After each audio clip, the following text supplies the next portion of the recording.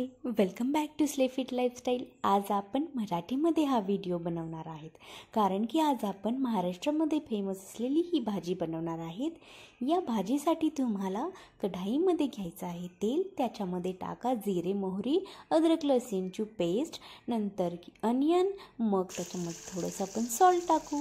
आणि ही जी भाजी आहे ती आहे घोळची भाजी, याला हिंदीमध्ये कुल्फा की सब्जी पण म्हणतात। आणि याला तुम्ही तुमच्या वेट लॉस मीलमध्ये पण ॲड करू शकता कारण याचे खूप सारे हेल्थ बेनिफिट्स आहेत।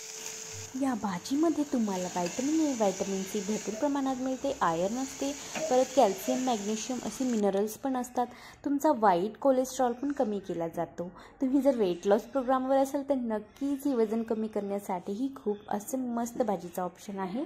तर याच्यामध्ये मी बेसन ॲड केलं कारण मला याची टेस्ट बेसन टाकल्यानंतर खूप जास्त आवडते या भाजीची। तुम्हाला जर बेसन आवडत नसेल तर तुम्ही स्किप करू शकता। मग अशी ही एवढे सारे हेल्थ बेनिफिट असणार ही भाजी आपण का नाही बरं ट्राय करणार? तर नक्कीच ट्राय करा, खूप टेस्टीही असते आणि हेल्दी आहे।